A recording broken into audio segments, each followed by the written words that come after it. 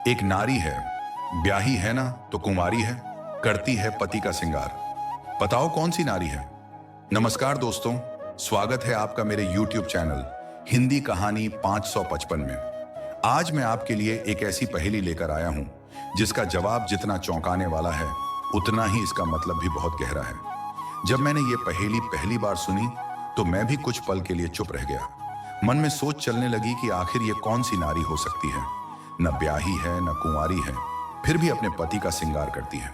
यानी उसका सच्चा समर्पण है, सेवा है, इंतजार है, वो किसी की है भी और नहीं भी। ये बात कुछ समझ में नहीं आई, लेकिन धीरे धीरे जब इसका मतलब खुला तो मेरे सामने रामायण का एक प्रसंग आ गया। इस पहेली का जवाब सिर्फ एक उत्तर नहीं है, ये एक प्रतीक है, एक भावना है। ये सीधा जुड़ता है उस प्रसंग से जब रामचंद्र जी का राज्याभिषेक होने वाला था। लेकिन उससे पहले मैं आपसे एक बात जरूर कहना चाहता हूं। गरुड़ पुराण में कहा गया है कि कोई भी कथा, कोई भी सीख अगर बीच में छोड़ दी जाए तो वो अधूरी रह जाती है और उसका फल भी अधूरा ही मिलता है। इसीलिए आपसे हाथ जोड़कर निवेदन है कि इस कहानी को आखिर तक जरूर सुनिए, तभी इसका पूरा भाव आपके दिल तक पहुंचेगा। तो चलिए अब उस रहस्य की ओर चलते हैं। एक नारी है, ब्याही है ना तो कुंवारी है, करती है पति का श्रृंगार। बताओ कौन सी नारी है। पहेली सुनते ही मन उलझ जाता है। ना तो ब्याही ना ही कुंवारी, लेकिन फिर भी पति का श्रृंगार कर रही है। इसका मतलब यही हुआ कि वो नारी है तो किसी से जुड़ी, लेकिन उसका वो रिश्ता पूरा नहीं हो पाया। और फिर भी उसका समर्पण, उसकी भक्ति, उसकी प्रतीक्षा आज भी वैसी ही है। जब इसका उत्तर सामने आया तो नाम था राज्य गदी, वही राज्य गदी जिस पर श्री राम को राज्याभिषेक के लिए बैठाकर राज दरबार ले जाया जाना था।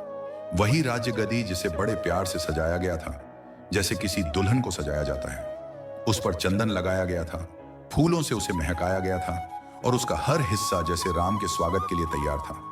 उस दिन अयोध्या में उत्सव का माहौल था। प्रजा में खुशी थी, महल में रौनक थी, सब कुछ तैयार था और राज्य गदी भी पूरी तरह से सजी हुई थी। उसे लग रहा था कि आज उसका सबसे बड़ा सौभाग्य पूरा होने वाला है। राम उस पर विराजमान होंगे। लेकिन उस समय कैकेयी के 2 वचन आए और सब कुछ बदल गया। राम को वनवास मिल गया, राज्य गदी वहीं की वहीं रह गई। ना राम उस पर बैठे और ना ही किसी और को सौंपा गया। वो अपने स्थान पर खड़ी रही, बिल्कुल वैसे ही सजी हुई जैसे कोई दुल्हन मंडप तक पहुंचे ही नहीं। वो ना पूरी तरह से उपयोग में आई और ना ही पूरी तरह छोड़ी गई। फिर जब भरत राम से मिलने वन में पहुंचे और उन्हें मनाने की कोशिश की तो राम ने साफ कह दिया कि वे वनवास से नहीं लौटेंगे।